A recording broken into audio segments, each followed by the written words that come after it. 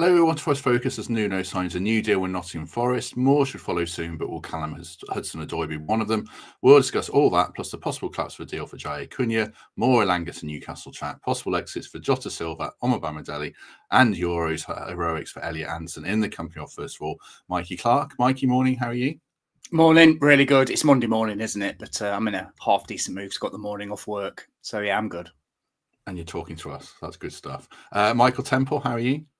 I'm good. I'm getting ready for day 2 of Notts v Yorkshire in this championship charge. Lovely. Yeah, they're on the roll. They are on a roll, which is good to see.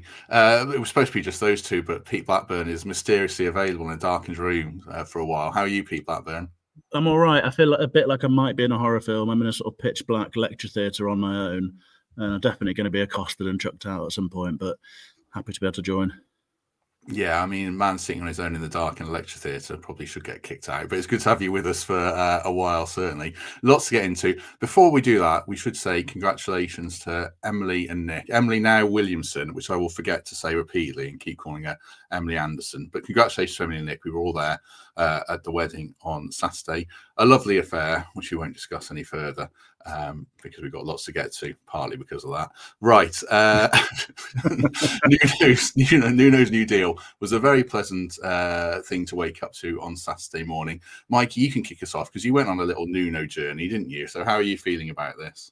I did, yeah. It's thoroughly deserved as well, isn't it? I think half of me when he initially got the job was scarred because of the exit of obviously Steve Cooper, who everybody loved. I think reflection has probably taught me not to jump so much to an initial conclusion, to give people a chance. I think it was a bit sticky when he first got in. We had a couple of good wins, didn't we? We got the points deduction, but he got us over the line. But I think the proof is in the pudding with when he had pre-season, because he got his ideas across. He got a way of playing sorted. All the players you can see bought into what he was trying to do. And that is a great mark of a manager in any business, when they spend time with their people and they get everybody aligned and trying to reach the same goals. And I just think I was too hasty to judge him. Last season was incredible, absolutely incredible. And if anybody deserves a new deal, it's him. So well played, well done. Like I said, I hold my hands up. I just hope we can go on that next step, whatever that looks like. And I'm not necessarily saying we need to finish higher than 7th or we need to win a cup, but just some progression in terms of making sure that wasn't a flash in the pan last season would be great. But no, going back to Nuno, I'm really pleased for him. I genuinely am. And I think obviously the players really look up to him, and even some of them adore him. You can tell by the way they talk about him. And fair play. And let's just keep cracking on. But yeah, well done. Great bit of business that. Well done, Marinakis. The title of this episode, Pete, is around if Forest made their best season of the summer. Derek here says best signing this season. Do you see it that way, or is there bigger priorities, or is the continuity and structure paramount here? I think keeping the band together, and that includes, I guess, the conductor of the band, is absolutely crucial. We're on to something really special at the football club. I think the thing that says the most about Nuno and what he's done here is what you see in that group of players when they're on the pitch and also when they're off the pitch. There's something really, really serious going on. I've used the word sort of alchemy before, and Nuno's the alchemist. There's something proper where he's brought people together. He's made us more than the sum of our parts. And as I've said before, that's all you really want from a football manager and from a football team. If you can get to that place where everyone's contributing and making you better than what you should be as that list of individuals, then you're onto a really special thing. I'm delighted, really delighted with the news, and as much because he's a good man as well as he's a good manager. I think we've all seen that since he's been at the club, and that makes it all the more easy to support for me. I think it's going to be an really interesting season, because I think he's got some work to do. Actually, I think the style of play will probably have to change, or we'll have to develop more alternative options. Obviously, we're competing in more than one competition now. I think you saw towards the end of last season that perhaps we might need to find development in our game in terms of being on the ball and controlling games a little bit more and that sort of stuff as well. So there's going to be more challenges ahead. But I think you've got to say he's the man to do the job, isn't he? And I think it's really nice to be able to feel proud of the man who's leading the football club, and I think that's how I feel about Nuno. So I'm really chuffed. Feel free to weigh in on that, obviously, Temps. But I was going to ask you as well about the messaging around it. It was quite pointed. The headline thinks that Evangelos Marinakis gives Nuno a new deal. He was front and centre. There was some subtle or not so subtle messaging in that towards certain pundits, I guess, and the media class, do you think? Well, I don't think it's any secret that Marinakis signs off on Forest's key comms. I think that's quite clear. He's entitled to do that. Yeah, of course, there's an undercurrent of a barb at the critics of the club because they were not ready, and nor did they expect Forest to climb from the bottom of the Championship to European competition in such a small period of time. The first part of that down to Cooper, but the acceleration under Nuno has been there for us all to see, from the non-believers like Mikey, Clarke, who've now been converted, to those that backed him from the off. And I'll take both of the points that the fellas made as well. We did improve massively once Nuno had a pre-season to get his points across. And the question mark, as Peter's framed it there, is how are we going to do when Nuno has to manage a bigger group of players who are first team ready? Because he needs that this season. And he has had a style historically of keeping a small group of players together and happy, and having some peripheral members of the squad who don't get too many minutes. And that's all well and good in a 38, maybe 45 game season. But this is going to be a 50 plus game season now. And there will be a need to integrate this additional depth whilst also trading, getting some of the fringe out and getting players in. But it's great news for Forest. I think sales of Madrid and Stella are now inked in the Nottingham area for the foreseeable. Will he see out his contract? I mean, this is Premier League football management, so it still feels like an unlikely scenario that we get to the summer of 2028 and Nuno still in the post. But I hope he is, because that'll be a sign that Forest have been successful during this tenure. There is some evidence around that, Temps, around playing in Europe and having success. And I'm doing this a bit on the fly, but 2 seasons at Wolves back to back, the second finishing 7th, second one they were in Europe. And I think he did that with a pretty small squad still again. I'll research that while you answer this question. But at least the evidence is there to show that he can do it. And with the backing he's got, it gives us reason for hope, doesn't it? That last season wasn't a flash in the pan, although I'm not calling for, as Mikey says, another top 6 finish or, that kind of stuff. But there's evidence to give us hope, isn't there? Yeah, I mean, the positive reading would be he's done what he's done out of necessity to create a bond to finish top 7 in the Premier League. He's had to empower a small group of players, ask them to play through the pain barrier and run through brick walls to get themselves on the pitch and make themselves available. He'll realise now that that's not sustainable. He can't play this front four in every competition and hope for positive results. But we've kind of seen moves already. There's a striker on the way, and there's other players that we're going to talk about. So of course he's adaptable, but it will interest me to see how he manages those resources, how he keeps that resilience, that mentality, that camaraderie together, whilst having to enact more rotation. I think, Matt, I saw on Twitter somewhere, and forgive me whoever posted it, because I can't remember who it was, but I think somebody had posted some stats about I think it was their Wolves' first season in Europe. There's something along the lines of 14 or 15 players having played more minutes than Matt Sells did this year. So certainly he kept a really tight squad and they played an awful lot of football. I think, I don't want to overstate this, and I guess some of the former pros might not really agree, but I suspect even since then the game has come on quite a bit athletically, and that might be a challenge. You maybe, I don't know if you can still do that to quite that extent, but certainly I don't think he's going to be using 18, 19, 20 players with a lot of rotation. I think he'll still be looking for adding quality and a few numbers rather than an enormous squad to work with, because we know that's his MO, right? I'm just looking. It's only Wikipedia, but what tallies what you said. 2019-20, only 13 players played more than 20 games, and it's a slightly lower figure for 30. He really, used a core group. I must have that. That must be wrong, but he loves a tight group. I think you're right about he's going to need more, and perhaps even the game has moved on. Let's look away from that, unless someone's got any further thoughts on Nuno, and talk about other deals. John Percy's piece in the Telegraph last Friday, I think, which feels a lifetime away actually, was saying that Williams and Aina will sign new contracts soon. Touch wood, they're close to it. No reference of Callum, Hudson-Odoi, Mikey in the piece, which is making me a bit worried. Unless he's got this 1-year option to extend his deal that we don't know about, you're getting a bit close to the wire on Callum signing a new contract, unless he signs something out of the blue, I guess, aren't you?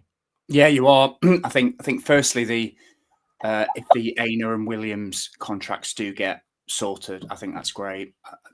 Obviously, they're two fundamental stars in our football team, and to tie those guys down through to the last year of the contract, I think is really crucial.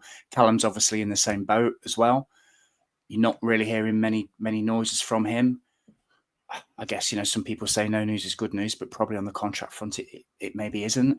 I believe, and the general consensus is that there is quite a big sell-on fee. So whereas on previous episodes of this podcast, I've been really not critical, but wanting us to sharpen up our contract negotiations for those guys getting down to the last sort of 18 months, I think Callum's kind of a bit of an outlier on this, because I think even if you do move him on, I think the reality is a lot of that's going to go to Chelsea. So I genuinely don't know.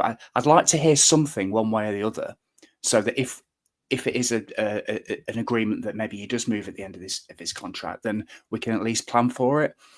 What gives me a bit of hope, though, is that everybody seems to be falling in line now, don't they? So Nuno signed, so the leaders signed.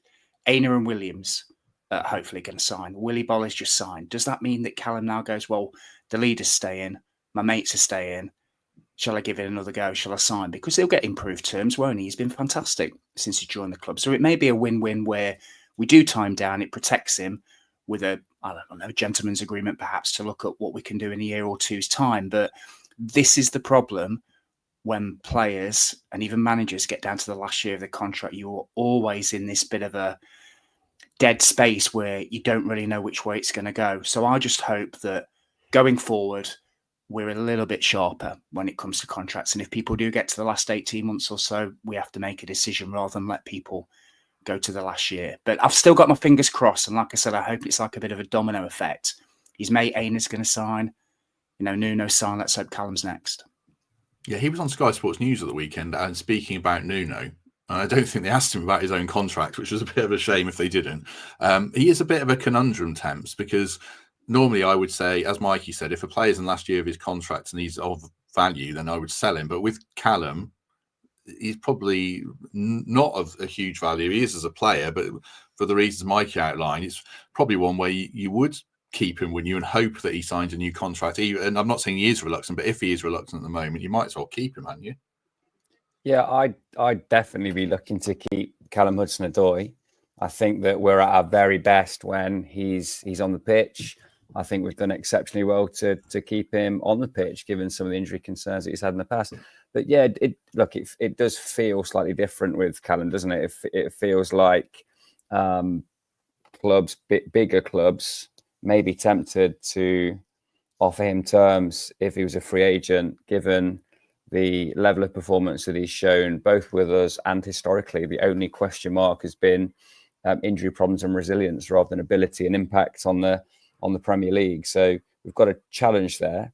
But the answer when you've got a challenge with one particular player who's not coming to the table is to plough on and sign up as many of the other cogs in the machine that you can, to provide a stability and an environment that gives you the best chance of keeping him. And the real question is, if it gets to a certain juncture without an agreement in place, do you cash in your chips or not? But because of what you described, because of sell on to Chelsea, because of the lack of duration on his contract, this is a rare instance where I'd probably advocate for keeping him until he becomes a free agent, even if the signing of an extension seems unlikely.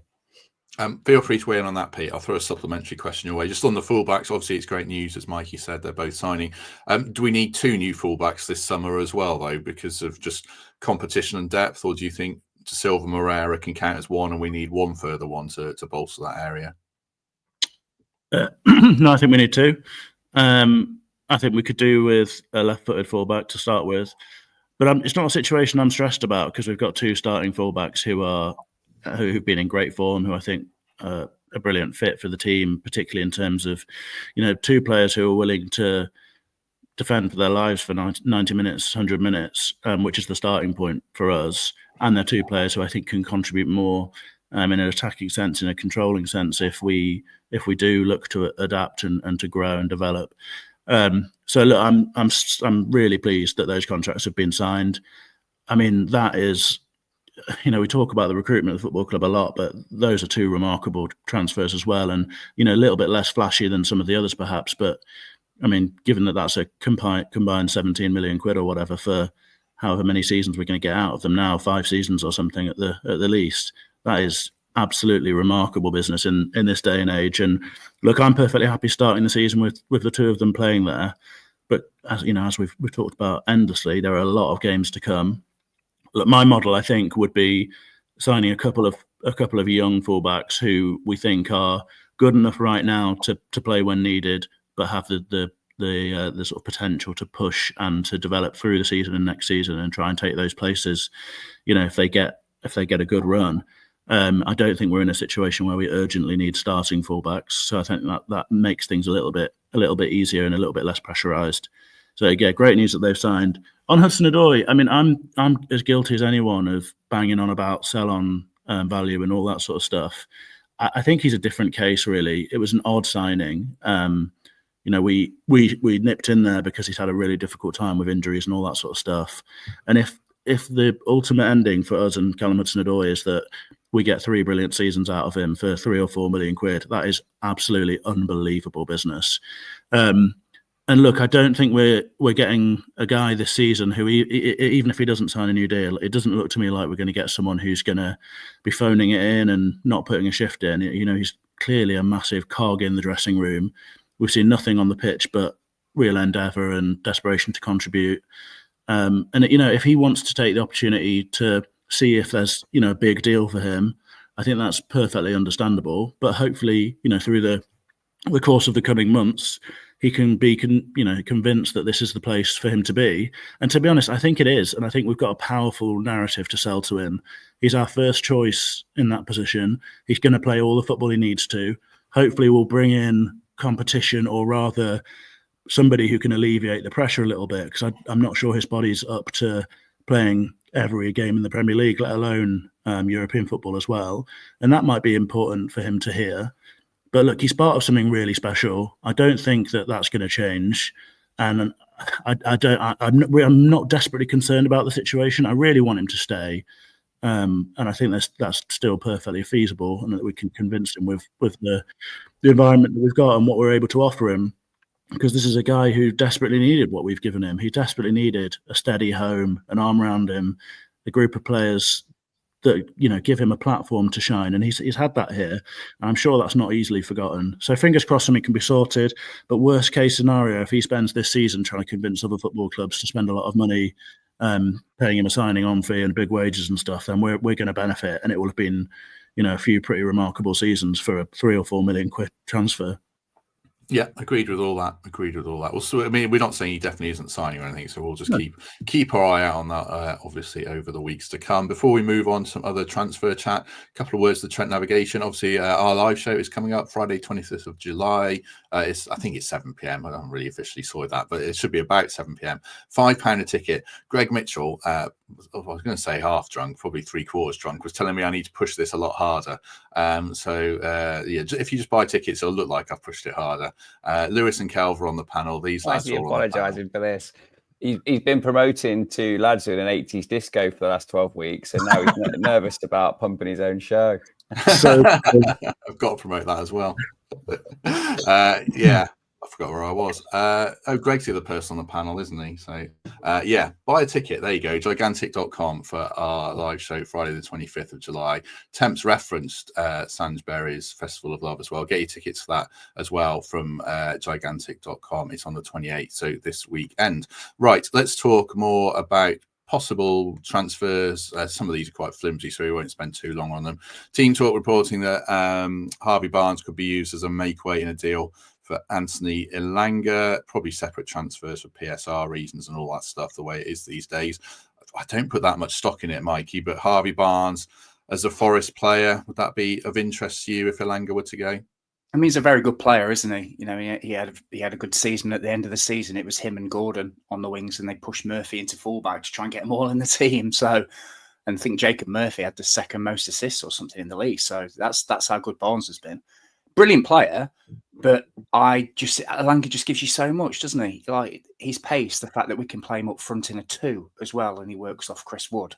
Barnes can't necessarily do that. So I wouldn't necessarily call it a like for like, because obviously Barnes, I think, plays mainly from the left-hand side, and you've got Callum. Yeah, I'll interrupt there. I had a look at this. He played 2 games right wing and then a 5-minute sub appearance last season, and otherwise exclusively he's a left winger. Got you. Okay, so I guess it wouldn't really be a flight, would it, unless you're sticking Callum on the other side. If Anthony's going, I just think Elanga just gives you so much. He's got 3 years left of his deal. He's obviously a huge figure in the dressing room too, along with his mates and his other lads. And I just think that would benefit Newcastle a lot. I mean, realistically, what are you talking? You're talking 50, 60 maybe for Elanga, maybe 40 million. I mean, plucking these numbers out of the air, but Barnes is probably worth a little bit less. So essentially, you're 20 million better off, but you've lost Anthony Elanga, who gives you all those assists and that pace and that power and running. And the way we play is so suited to it, because we can sit deep and hit on the break. People remember that Man United goal at home, the Ipswich goals away from home. He's just absolutely devastating. So for me, I think Elanga's the one to keep for me. I'm even open to having a debate about who I'd rather lose out of Gibbs White and Elanga, and I'm probably steering on the Gibbs White side, because I think Elanga is just crucial to what we do. So in answer to your question, Harvey Barnes, really good player, not necessarily like for like, but I wouldn't want to lose Elanga just to get Barnes in. So for me, I'd steer clear of that one. Yeah, the chat isn't feeling it either, really, having had a quick Temps, I'll give you Jota Silva linked with Fenerbahce. Turkish media is not something I put much stock in either. I think this came from a French source, though. A chance to play for Mourinho, a chance for Forest to make some money, assuming that would be quite a good deal, wouldn't it? He's good enough to start games for a decent club in Europe, but not in the top 3 leagues. So I think that's a deal that would make sense to all parties. If it's not Fenerbahce, if that's just talk, it'll be a club of that kind of ilk. We can see there's a player in Jota Silva, and I dare say if we were scrapping against relegation or in a different scenario, we wouldn't be as down on him as we are now. We all have to apply a different lens. We're not looking to recruit players to stay in the Premier League anymore. We're not necessarily trying to recruit players to be a mid-table Premier League team. We're trying to recruit players to sustain European status now. That's how the ownership will think. They'll have this drive internally to renew our ambition, and they've put a stake in the ground by committing Nuno to a long contract, signing Aina and Neco Williams, potentially resisting bids for the likes of Anthony Elanga. So through that lens, sadly, Jota Silva needs to be sold. He's at an age where it makes no sense to him to be a bench warmer, and he'll find a club that value him slightly more highly than we do in the context of giving him starts in league matches, which just isn't where we're at this moment in time. Yeah, agreed. I think he'd be 26 in the summer. I think he's coming up on that, certainly. 275 people with us, which is lovely. Do us a favour and hit like if you haven't already. That'd be much appreciated. We'll move on to Jair Cunha, and we'll all probably throw this one at you all, but let's kick it off with Pete. Fabrizio Romano said he can be considered a Forest player. John Percy was slightly less certain, but said he's got a medical booked in. And then more recently, Pete, very tentative links with Real Madrid from one source I saw, but a report in Brazil as well, also saying that his agents said nothing's done on that front. John Texters basically said it was a done deal. Interestingly, said very conflicting reports. Is this just a case of a busy agent trying to get more money for his client and himself, or are you worried? I haven't got a clue, to be honest. I think the only thing that I can contribute of any certainty is that you trust Fabrizio Romano at your peril, because he's not someone to be trusted when it comes to this sort of deal. He's largely dealing in gossip or the things that agents and football clubs want him to say, and I think you can see his record for saying things are done when they're not done is pretty clear. So no idea where we're at with it. Haven't got any inside information or anything like that. It sounds like the sort of player that we'd like to have, someone who could have a massive upside, and it sounds like he's impressing out in America as well. So I hope it's something that can go get over the line without any sort of massive knowledge of the player. But I think just try to stay out of the weeds of all this sort of paper chat, because, as you say, busy agents, busy reporters, people are all just trying to get a few clicks on their tweets and their podcasts and whatever. So, look, I don't know where we stand with it, but Fabrizio isn't to be trusted on this sort of stuff. It's all gossip.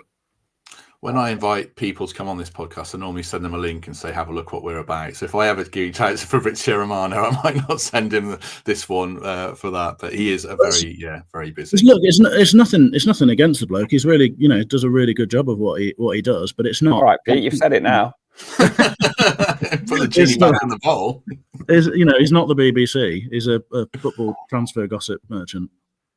He is. Yeah, he is. The Cuyabano one, by the way, I don't know. That sounds 50-50 at best with Brighton, but we'll monitor that one. This Club World Cup's a bit of a pain in the arse, isn't it, Mikey? Because it's just putting this. Oh, he froze a bit there, Matt. Ask that again. Sorry.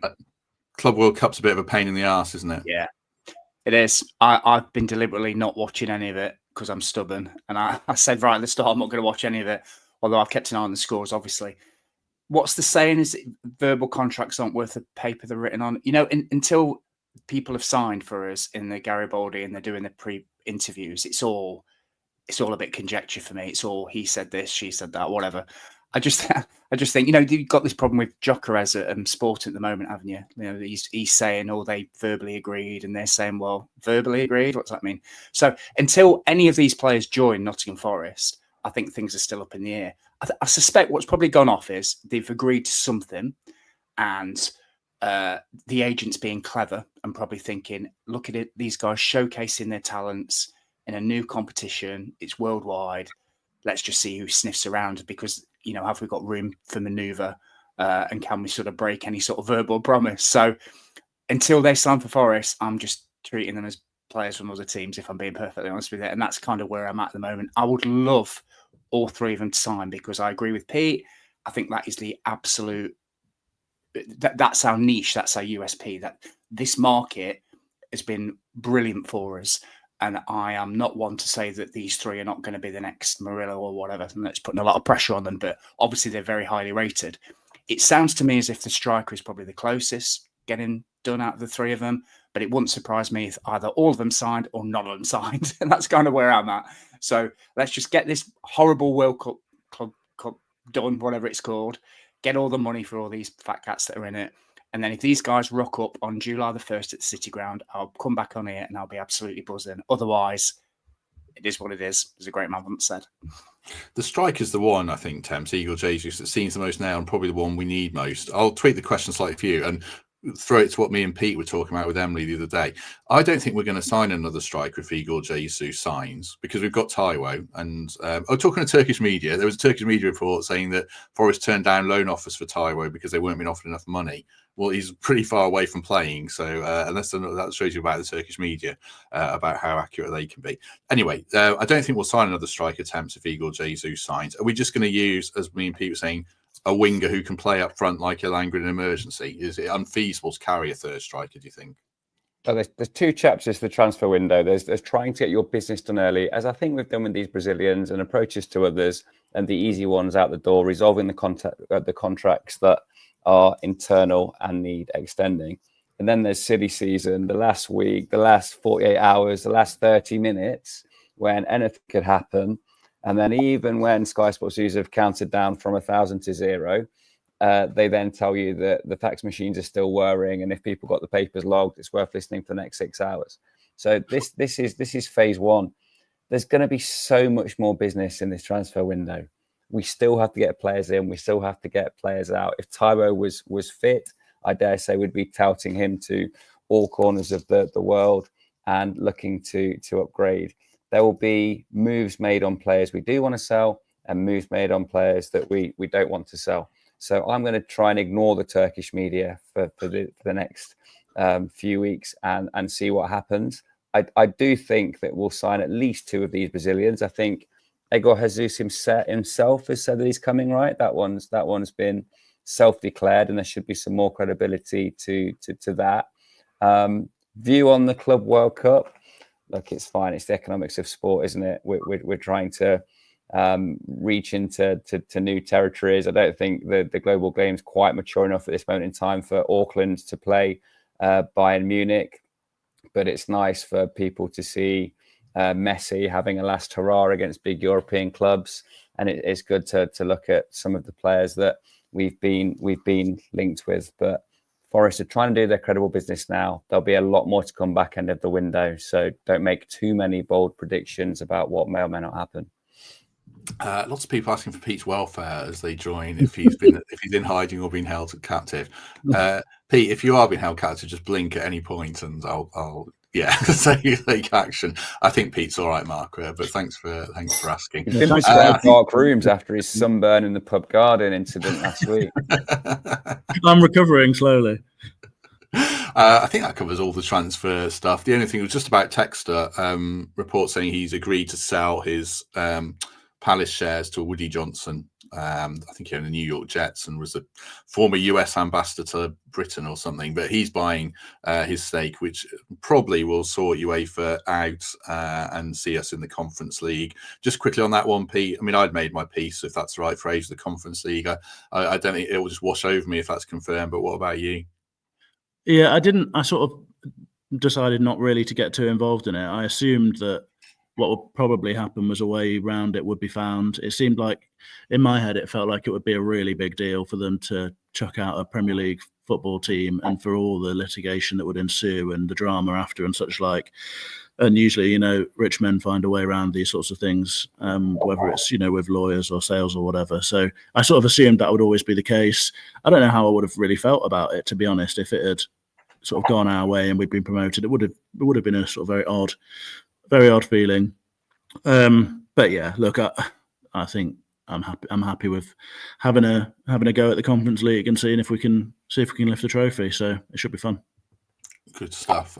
Before we move on, we've got a couple more things to talk about, but we'll use this as a chance to say a word of thanks for Global Telemetrics and a short video as ever. Right, we're here with Ferrari Covert operations on Global Telemetrics. Repatriation team. They can hide them, but we'll find them. As you can see, it's a good old Ferrari, stolen from the Met area. It pays to invest in security. No matter what you do, we'll find it. So disruptive organised vehicle crime. So again,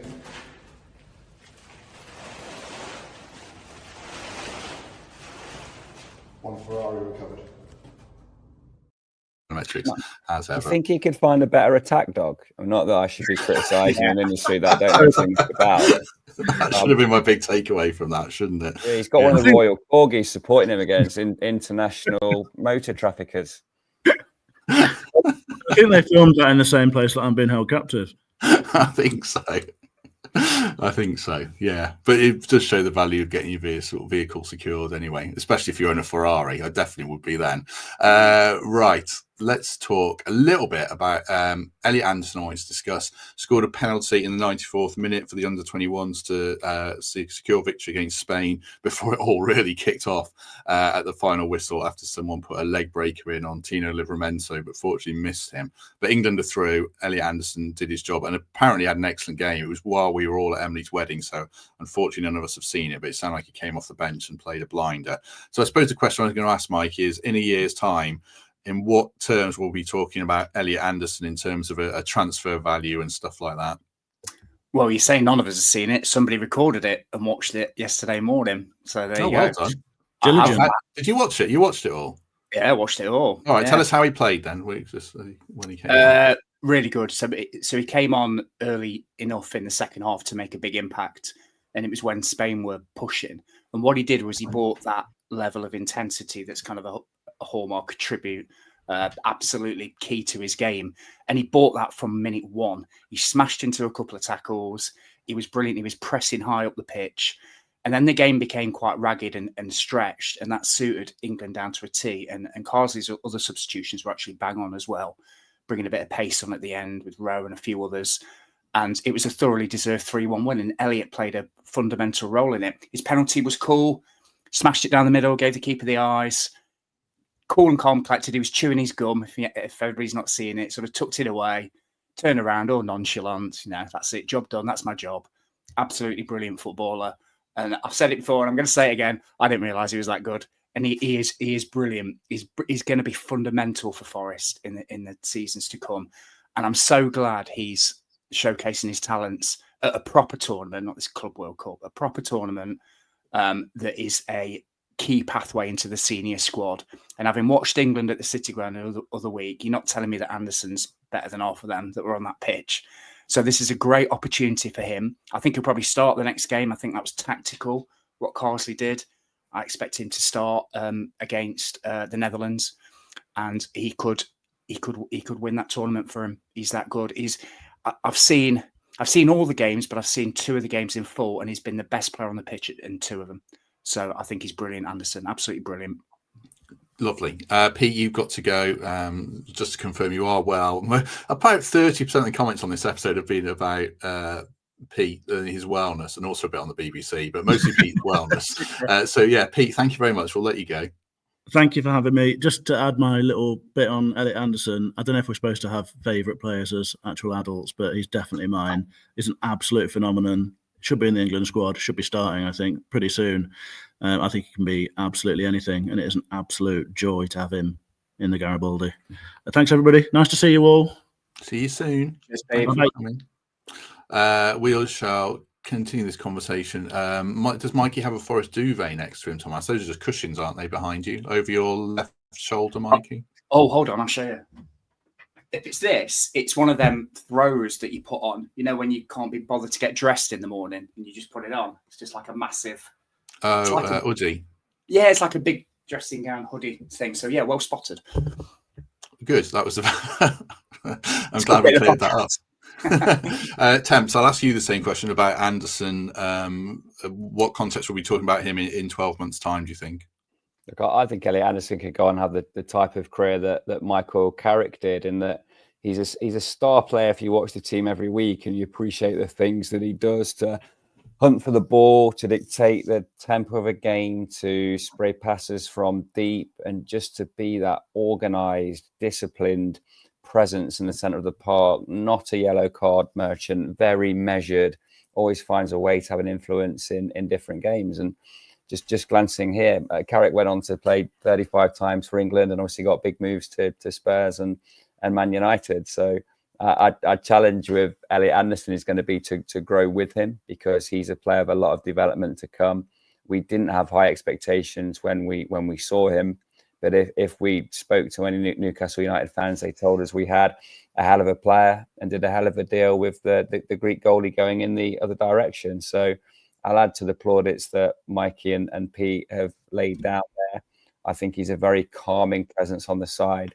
And yes, for some, the star player is the Gibbs White, is the Chris Wood, is the Elanga, is the Hudson-Odoi, the attacking flair. But you need players like Elliot Anderson to make all that tick. A lot of teams will be disappointed they've missed out on his signing. Newcastle were in a very, very weak position where they needed to sell a self-developed player for PSR.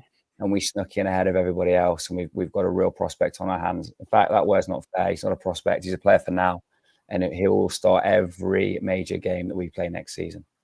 See, I think the interesting about him to me, when I listen to you talk about Carrick, is he definitely could be that. He could be a Scholes type player, obviously not that level. I mean, he could sort of be a Lampard type player. I don't know what his best position is. I don't think we've nailed it down yet. He played quite deep last season. I'm not sure that's his best position for us. Whether it ends up being more box to box than he was last season, whether he's even a number 10, I don't know. I mean, what do you think his best position is, Mikey? Yeah, it's interesting that. Can you remember when he first signed and we were debating? I thought he was a left winger. Yeah, we were debating where he plays in the side. And then if he plays inside, whether you could have him and Gibbs White in the same side. We were genuinely debating this. Now I agree with Temps. You can't think of a Forest side without him in it and without Gibbs White in it, because he's made that position his own. So where does he grow? Where does he evolve to? Genuinely not sure. I know some of the pros on here think he might be the next Gibbs White, maybe play slightly forward. I just like his all energy, his approach. So sometimes when he picks the ball off the back four, I think he's too deep. And then sometimes when he goes missing in the middle, I think stay in the middle. I just think he's an all-round. Did they call them box-to-box midfielders? Remember the old school midfielders like Roy Keane, who just did everything? Ran, head, tackle. in his own box. And I just think Anderson's a bit old school like that. I don't know whether he's going to be, as we call, a number 8 or a number 6 or whatever. I just think he's a damn good midfielder. So stick him on there. Let's get the intensity. He sets the tone. And let's just put all these maybe flair players or slightly more defensive players around him. I just think he's nailed on. I agree with Temps. He's nailed on to start every big game we play. And he probably plays in a similar role until maybe some of the pieces leave or we get 1 or 2 new players and then he finds his home for this season. But for me, he is the old school box-to-box midfielder. There is that thing in the chat I see about Way NFC saying very high football IQ. I think that's right. I think it's Fletch who's been on here, Temps, saying, you want players to score goals, make goals, or stop goals. The good thing about Elliot Anderson is, to some degrees, he can do all 3. He probably just needs to score a few more next season, sort of like Gibbs White, I guess, doesn't he? Yeah, well, of course. Like we always want more goals from midfield, but in the role that we've got for him at the minute, I don't think there is pressure on him to score goals. I think there's pressure on him to be the pass before the assist, and to make sure if teams try to counter us, that he's in a position to break up that attack. I think watching him week in, week out, what I like about him is the manner in which he goes after recovering the ball. Just has this remarkable anticipation, sneaks up on players, works in the blind spots, very good awareness, always scanning before he receives the ball, and he's able to take action quickly. And then doesn't rely on this overly, but when you see the dribble in and around the box, close contact, shifts his feet really quickly, there's a real attacking force there, which you wouldn't necessarily associate with that type of player. I think even without the flair that we see occasionally, Elliot Anderson's a Premier League footballer. So to have these additional strings to his bow will only make him more and more valuable. He can work in any formation. He can play in the 4-4-2, the 4-5-1. He can play when we've got 3 at the back. He just offers so much. And yeah, he's a banker for me. I've just gone off on one there. I forgot what the question was, but yeah, I still like it. I think that's why Lewis loves him, when you say about scanning and taking the ball and moving it quickly and using a dribble to get out of trouble as a last resort. I think that's why Lewis is such a big fan of his, certainly. Last topic I wanted to discuss, just briefly, carrying on my João Palinha obsession. German media report that he wants to leave Bayern and he's available for 25 million. So the question, Mikey, I will ask you is, he'll be 30 in less than a month. Too much of a gamble or too much of an outlay for you if Forest were interested or not? It's a good question, this. I was having a similar debate with Pete at the wedding at the weekend about Wissa, who obviously at Brentford, and he's 28. So we were debating, it's a similar theme here with Palinha. Do you spend on proven talent, but knowing that there is little to no sell-on value? But the hole that they will plug is a need for the team. So for me, there are 2 areas in the team that we really need. One is a number 6 and one's obviously a striker. So I would be tempted to actually do one or both of those deals, because I think you can't just your recruitment can't just be young players with potential, because we've seen it with previous teams as well. When you don't have that balance or that mix, I think if you put a Palinha in there or Wissa or somebody like that, Chris Wood, somebody that's been there, done it, got the T-shirt, Milenkovic, whatever, it allows those players around them that are perhaps feeling their way into the league to be more, to play with less pressure. So for me, getting in a Palinha or Wissa is brilliant, but I wouldn't want too many of them, is what I'm trying to say. If you get one of those in, you can say, right, he's going to be our number 6 for 3-4 seasons. We know what he can do. We've seen it. He was one of the best players in the league when he was at Fulham. Same with Wissa at Brentford. The guy scores goals. He can play anywhere along the front 3. He's no risk. He can head up your Conference League attack, or even your Premier League attack if we're putting Wood on the other one. So I think it's just a balance that we've got. It does go against almost like the strategy that we have with buying players young with a ceiling. However, every great team and every aspiring team has those 1 or 2 or 3 old heads that have been there, seen it, done it, got the T-shirt. And those 2 we're talking about are very much in that category. So I would advocate that move, but only that move, if that makes sense. David in the chat mentions he'd rather have Douglas Luiz from Juventus. Another That good one's player. gone a bit quiet, and there's no Palinha link anyway. It's just me chatting about it because I want us to sign him. So same question, sort of, Temps. Palinha for 25 million, Wissa for 40 million. It would be a big outlay, but it would fill a big hole. Would you want to push the envelope that much this summer for one of them?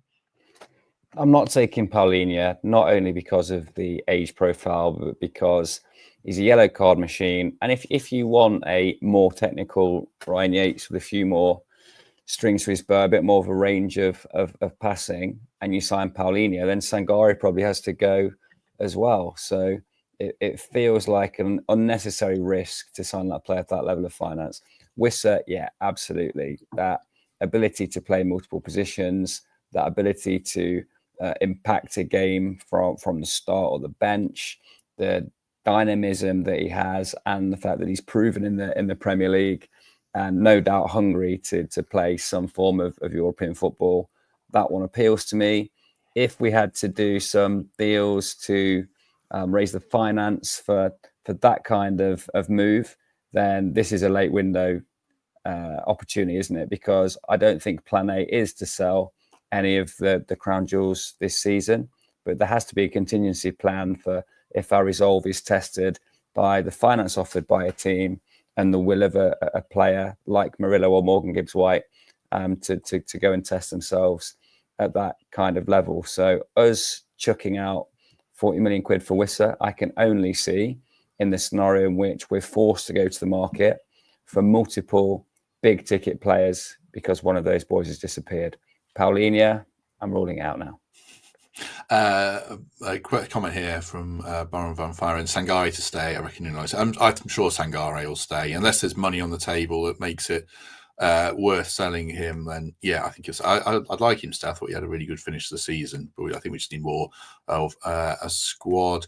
One other thing about Wissa, I mean, availability is an asset, certainly, as we've seen with some of our players. He's got a great injury record, so even though he's 28, he's always seems available. He's had 2 injuries in his whole career, just having a quick look. So, and neither were that serious, just ankle injuries. So that'd be a big plus as well for him. Nick asks quickly, Mikey, just for you, yes or no, Amari Hutchinson from Ipswich? I don't know what the fee would be. 25 million, maybe something like that. Oh, I'll tell you what, he's been brilliant for the under-21s. Lindsay, obviously my wife, really rates him as well. Thinks he's a really good player. Does seem a little bit lightweight, but the skills on show are something else. It's interesting because obviously they're in the Championship now, and they'll expect to be there or thereabouts. So I think maybe not a priority, but if he rocks up at the City Ground, yeah, I mean he's better than the reserves that we have now. He's better than Sosa and Jota. I will say that. Also, he profiles very similarly to the players that do well on our side. Likes to receive the ball between the lines, plays passes quickly, plays very progressive passes. I think the stat machine would chuck out him as one of a handful of names that would fit into our existing system and do well immediately. The only thing is probably Ipswich don't need to sell, do they? They've got parachute money. They're well ahead of their progression. They've sold a lap. So I don't think they'll be rushing to sell anyone, certainly. Good player, though. Thought he can't operate in the Championship. He needs a move. And I think as time tells, the will of the player and the management team behind him will force him out of Ipswich, surely. Yeah, he did well against us at home, I remember. In that game, we won 1-0. I thought he stood up quite well in that one and looked a decent player. Right, Mikey, any other business? Anything you want to add before we go? Not really. Just, again, congratulations to Emily. Really enjoyed the do on Saturdays. Beautiful location, and she obviously looked stunning, and it was a great night, and really enjoyed catching up with you guys as well. But no, really good. Obviously, the fixtures are coming in now, aren't they? So I'm sure we'll be talking about how the squad is shaping up in weeks to come, but it's exciting stuff. Yeah, I noticed that she said she looks stunning there, not nice, Temps. That's a pitfall at a wedding, certainly. Anything you want to add? Anything you want to address on that front? No, I'll save that one for off air. But what a wedding! It was great fun, wasn't it? It's like really nice, lively affair. I had a great time, but it was a real nice night. I'm pumping cricket, obviously, because it's that time of year. England women beat India women T20 match at Trent Bridge on Saturday. So if you haven't already, now's the time to secure your seats. I think I've got very much to add. Nick mentioned, what was the name of this player? It's gone quiet, hasn't it? The kid we got on loan from Man City. The one that went into the under 21. Joel Ndala. Yeah. I genuinely don't know because we were on about signing him, weren't we? But I've not heard a thing on it. No, I've not heard anything either. No, I'm not sure. Right, I'm not sure what the plan is this week. I'm horrendously organised. We'll certainly have one more interview and then we'll muddle through as the week goes along. So there's a real good sell for why you should stick with us this week. I've not really stand by for some stuff. Yeah, exactly. Varying quality. Yeah. It'll be good stuff. It'll be good stuff. If you've enjoyed this one anyway, do us a favour, hit like, hit subscribe, do consider membership or Patreon, or just a lovely 5-star review on Apple or Spotify. Read all those and appreciate them very much. Mikey, thank you very much. Thank you very much, and good to see you again, Tempting. Get your live show tickets, everybody, because it could be an ace night. Friday night, sun will be out. It'll be great. Indeed, it certainly will. Michael Temple, thank you very much. Cheers, fellas. See you soon. Yeah, see you soon, everyone. Thanks very much for your company today. And I don't know if we will see you tomorrow, but if we do, hopefully we shall enjoy your company then. But if not, we shall see you soon.